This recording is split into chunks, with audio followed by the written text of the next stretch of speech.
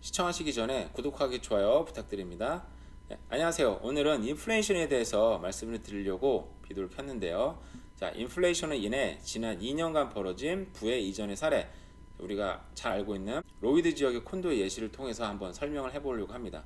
요즘 인플레이션 워낙 뉴스에 많이 나오기 때문에 여러분도 관심이 많으실 거라고 생각이 드는데, 학자들이 얘기하기를 부의 이전이 일어난다. 부가 가난한 자로부터 부자한테 이동이 돼서 부자는 더 부자가 된다, 뭐 이런 얘기를 하잖아요. 그런 일들이 과연 우리가 살고 있는 지역에서도 일어났을까? 제가 호기심을 갖고 한번 찾아보긴 봤어요. 그랬더니 그런 예시가 적절하게 있는 것 같더라고요. 그래서 그걸 좀 설명해 드리려고 제가 오늘 합니다. 자, 인플레이션은 가격이 상승하는 겁니다. 가격이 상승하는 건데, 뭐 다시 말하면 돈의 가치가 떨어진다고도 볼 수가 있고요. 그리고 시간이 흐를수록 구매력이 떨어지는 거다.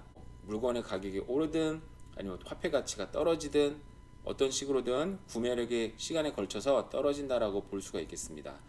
자, 버나비 지역의 콘도를 제가 찾아봤는데요. 조건 한 말씀 드릴게요. 자, 방 2개, 화장실 2개, 그리고 961스퀘어핏, 2000년 9월에 팔렸습니다.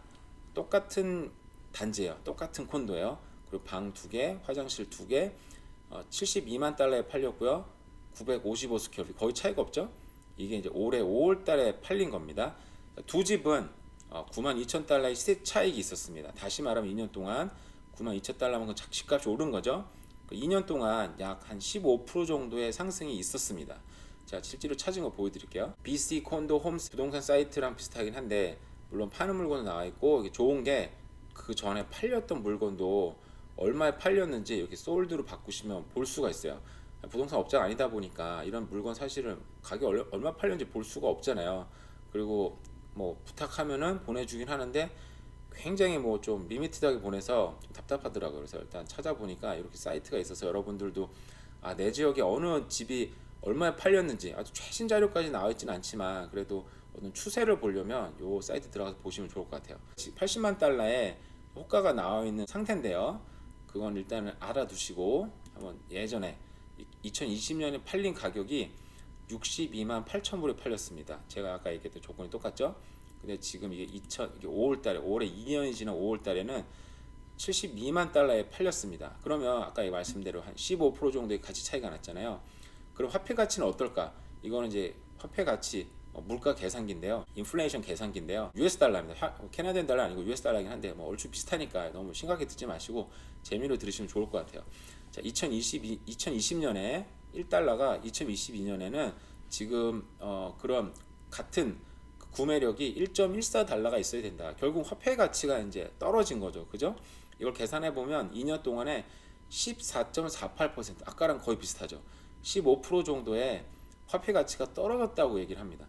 화폐 가치가 떨어진 만큼 그 물가가 올랐잖아요. 그죠? 집의 실물 가치도 15% 정도가 오른 거예요. 그래서 사실 저 좀 놀랐거든요. 정말 실제로 일어나고 있구나. 우리 주변에 정말 일어나고 있구나라고 생각이 들었습니다. 정리를 하자면, 자, 방 2개, 화장실 2개 콘도가 62만 8천 불에 팔린 2020년 9월에 팔린 가격 콘도가 지금은 방 2개, 화장실 2개 72만 불에 올해 5월 달에, 2년이 지난 5월 달에 팔렸고요.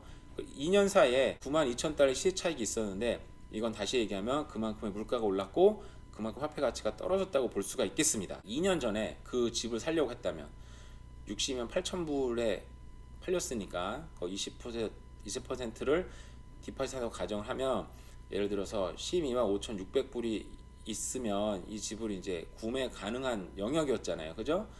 근데 지금 그게 15%의 가격 상승이 있어서 지금은 14만 4천 달러가 있어야 뭐 저 집을 산다. 물론 지금은 그 사이 호가가 지금 80만 불로 올랐기 때문에 뭐 어느 정도인지 모르겠지만, 실제로 2년 뒤에 팔렸을 때는 이 정도의 그 차이가, 돈이 또 차익이 생기잖아요. 그죠? 2020년도에 이 콘도를 62만 8천 불에 사지 않았던 사람은 지금 2년이 지난 다음에